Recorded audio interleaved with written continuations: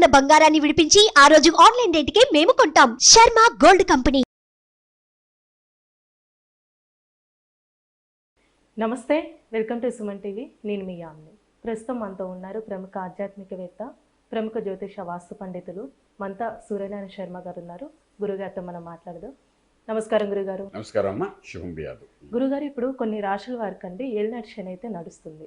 ఇప్పుడు ఏలినాటి శని వల్ల మనకి అసలు ఎలాంటి లాభాలు ఉంటాయి ఆ రాశుల వారికి, అలానే ఎలాంటి నష్టాలు ఉంటాయండి? ఏలినాటి శని అన్నది ఏంటంటే ఒక అనుభవంతో కూడిన ఒక వ్యవహారం అది. సో ఇక్కడ ఏలినాటి శని ఎవరెవరికి వచ్చింది అనుకుంటే మనం మకర రాశి వారికి సంపూర్ణంగా అంటే వదిలేస్తోంది. కుంభరాశి వారి నెత్తి మీద ఉన్నది. మీనరాశి వారికి ఇంకా కనెక్ట్ అయింది అనమాట.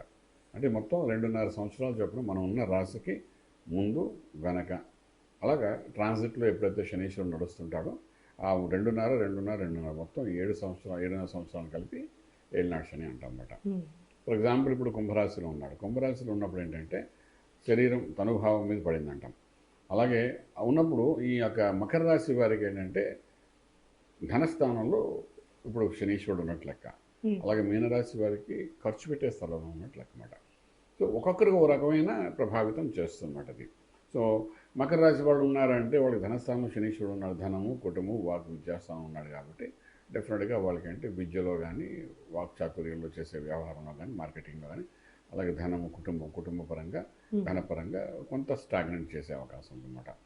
అలాగే మనం కుంభరాశి వారిని తీసుకుని శరీరం నెత్తి మీద ఉన్నాడు కాబట్టి శరీరం మీద చూపిస్తాడు, ఆరోగ్యం మీద అనమాట. ఎగ్జిట్ పార్ట్ ఆఫ్ బాడీలో ఇబ్బంది పెట్టడం, స్ట్రెస్ లెవెల్స్ ఎక్కువ ఇవ్వడము, ఇవన్నీ పీడనంగా నెత్తి మీద శనీశ్వరుడు ఉన్నాడు కాబట్టి వాడు చేస్తుంది. పీడనం అంటే యోగం ఉన్న పీడనం కూడా ఇస్తుంటాడు అనమాట. అలాగే మీనరాశి వారి దగ్గరికి వచ్చేసరికి ఏంటంటే మీనరాశి వారికి ఆల్మోస్ట్ ఖర్చు పెట్టే స్థలంలో ఉన్నాడు వాడు. ఎప్పుడైతే ఖర్చు పెట్టే స్థలంలో ఉన్నాడంటే ఆటోమేటిక్గా ఖర్చు పెట్టే స్థితికి ఏం చేయాలని ప్లాన్ చేస్తాడు, ఏ రకంగా ఖర్చు పెట్టించాలి మీనరాశి వారికి. సో అన్వాంటెడ్ ఖర్చులు కొన్ని ఉంటాయి, కొన్ని వాంటెడ్ ఖర్చులు ఉంటాయి, తెలియకుండా మన చేతుల మీద అప్పటికప్పుడు తయారైన ఖర్చులు ఉంటాయి. రాత్రి అనుకోని పగలు ఎమర్జెన్సీలో ఎక్స్పెండిచర్ చేయాల్సి వస్తుంది. ఈ రకంగా ఖర్చు విపరీతంగా చేయడానికి ప్రయత్నం చేస్తారు. సో ముగ్గురికి 3 రకాలుగా పీడనం అయితే ఉంటుంది. ఎక్కడ కుంభంలో శనీశ్వరుడు ఈరోజు ఉన్నాడు కాబట్టి. అలాగే శనీశ్వరుడు ఏ రాశిలో ఉంటే దాని ముందు రాశి, వెనక రాశికి, ఉన్న రాశికి ఈ మొత్తం ఈ 3 రాశుల వాళ్ళకి ఏదో రకంగా పీడనం జరుగుతుంది. ఇది ఒక భాగం. మీరు అన్నట్టుగా చెడు అనుకుంటే లాభం ఏంటి వీళ్ళకి అంటే ఒక అనుభవాన్ని ఇస్తుంది.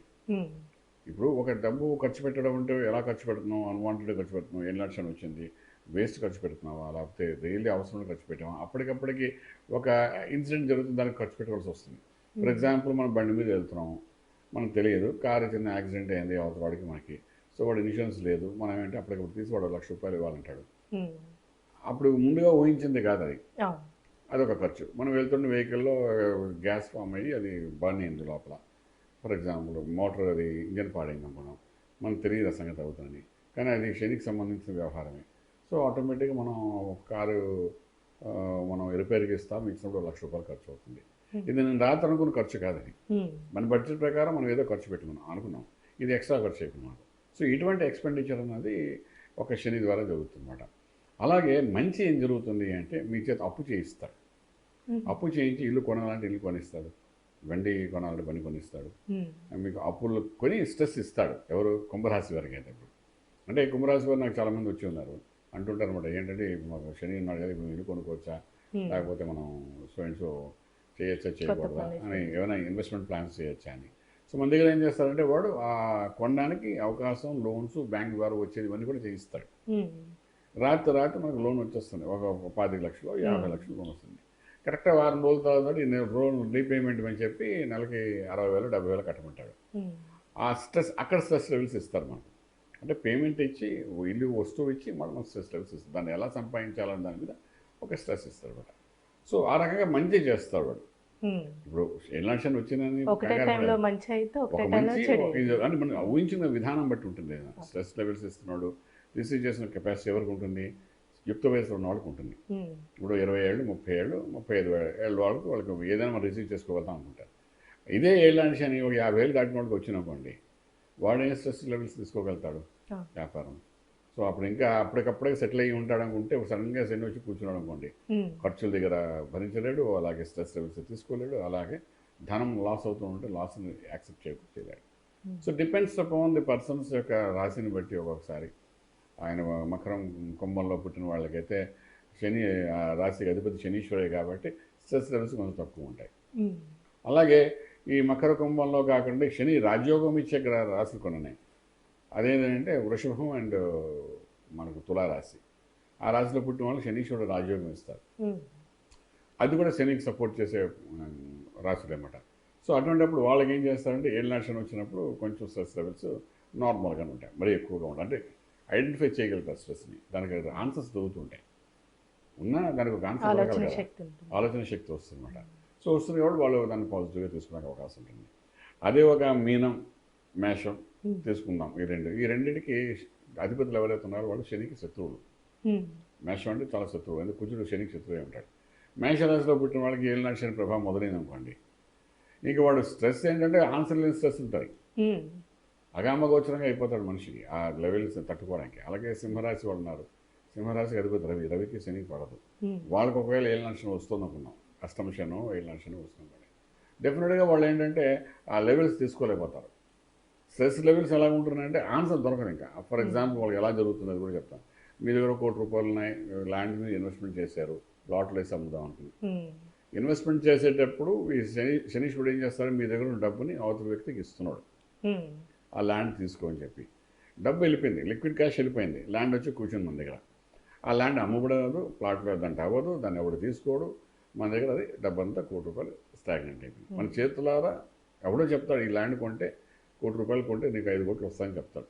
ఇది కూడా శని యొక్క బుర్రే, మన స్టాగ్నెంట్ చేయడానికి, మన డబ్బుని మన చేతిలో నుండి ఇంకోటికి ఇవ్వడానికి, దానికి బదులుగా ఒక పనికిరాని ల్యాండ్ మన చేతిలో పెట్టడానికి.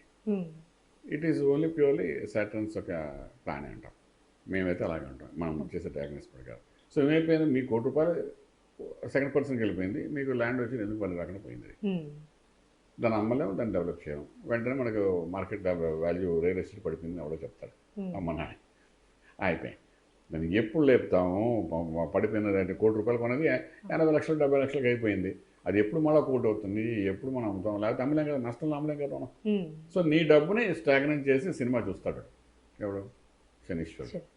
అంటే మనకి మీ సినిమా చూపిస్తాడు. అది మనం ఏంటి దాని సంగతి మర్చిపోయి, ఓకే ఇది ఇక్కడ బ్లాక్ అయిపోయింది, మనం ఇంకో రకంగా స్ట్రెస్ వేసుకోవాలి, ఇది మనం శనీశ్వరుడు చేశాడు అనుకోరా, ఎలా సంపాదించాలి ఇంకో రకంగా అని చెప్పి దాని సంగతి మర్చిపోయి ఇంకో దానికి వెళ్దామంటే వెళ్ళేవాడు గొప్పవాడు అయిపోతాడు.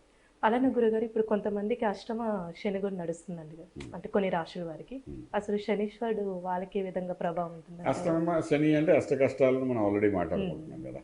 సో అష్ట కష్టాలు అంటే ఎటువంటి కష్టాలు వస్తాయి. అష్టమ స్థానం అంటే ఆయుష్ స్థానం కూడా ఉంటాం. మంచి రాశి అయితే పర్వాలేదు. ఇప్పుడు కర్కాటక రాశికి అష్టమ శని, ఇప్పుడు ఏదంటాడు కుంభంలో శనీశ్వరుడు ఉన్నాడు కాబట్టి కర్కాటక రాశి వారికి అష్టమ శని అవుతుంది. అష్టమ శని ఏం చేస్తాడు అంటే మహానుభావులు చూసిన ఇద్దరు ముగ్గురిని, మనకు మన రాష్ట్ర సీఎం గారికి అష్టమ శనితోనే పదవి నుండి బయటపడిపోవడం చూసాం మనం. కేసీఆర్ గారికి అష్టమ శని కాబట్టి కర్కాటక రాశి అయింది. సో హెల్త్ ఎఫెక్ట్ కూడా అవ్వడం మనం చూస్తాం. ఒకటి పదవి పోవడం, తర్వాత హెల్త్ ఎఫెక్ట్ కావడము రకరకాల. ఇప్పుడు మళ్ళీ హెల్త్ రికవరీ అవ్వదు, తర్వాత మళ్ళీ పదవి కూడా రికవరీ అవ్వదు. ఒక్కసారి వాడు అష్టమ శని వాడిని అటాక్ చేయడం వల్ల పెడితే వాడు 2.5 సంవత్సరాలు అక్కడ ఉంటాడు ఆ ప్లేస్లోనే. 2.5 సంవత్సరాలు ఎంత టాప్లో ఉంటే అక్కడ గ్రౌండ్ లెవెల్ తీసుకొచ్చేస్తాడు. మామూలుగా గ్రౌండ్ లెవెల్ తీసుకొస్తున్నప్పుడు మనం మళ్ళీ తెలుసుకుని శనీశ్వరుడు ఇలా చేస్తున్నాడు, మనం దానికి ఏంటి ఆల్టర్నేటివ్, దానికి ఎటువంటి పూజలు చేయాలి, ఎటువంటి హోమాలు చేయాలి, ఎటువంటి యజ్ఞాలు చేయాలి, ఇది ప్యూర్లీ అస్ట్రాలజీ ద్వారా తెలుసుకోవడం అవుతుంది. సో కరెక్ట్ అస్ట్రాలజీని కానీ కన్సల్ట్ చేయగలిగితే దీనికి మనం ఏం చేద్దాం చేస్తే బయటపడతాం. ఇండివిజువల్ వ్యక్తికి అయితే ఒకలాంటి రెమెడీస్ ఉంటాయి, వ్యవస్థ నడిపేవాడికి అయితే ఒక రకమైన రెమెడీస్ ఉంటాయి. సో అలా మనం చూసుకుని రెమెడీస్ కానీ చేసుకోవడం వెళ్ళగలిగితే డెఫినెట్గా అనుకుని బయటపడడానికి అవకాశం ఉంటుంది. అయితే బయట పడినా పడకపోయినా దాన్ని ఎదుర్కొనే శక్తి వస్తుంది. ముందు ఎదుర్కొనే శక్తి వస్తే గ్రేట్ పర్సనాలిటీ మనం చెప్పచ్చు కూడా. ఆ విధంగా చేసుకుంటూ ముందుకు వెళ్తే మాత్రం డెఫినెట్గా శని ద్వారా యోగం ఉంది, అవయోగం రెండు ఉన్నాయి. రెండింటిని మనం తీసుకునే విధానాన్ని బట్టి ఉంటుందని చెప్పడానికి అవకాశం ఉంది. చాలా చక్కగా తెలియజేశారండి, ధన్యవాదాలు. శుభం బియాలి. సుమన్ టీవీలో మీ పర్సనల్ అండ్ బిజినెస్ ప్రమోషన్స్ కోసం కింది నెంబర్కి కాంటాక్ట్ చేయండి.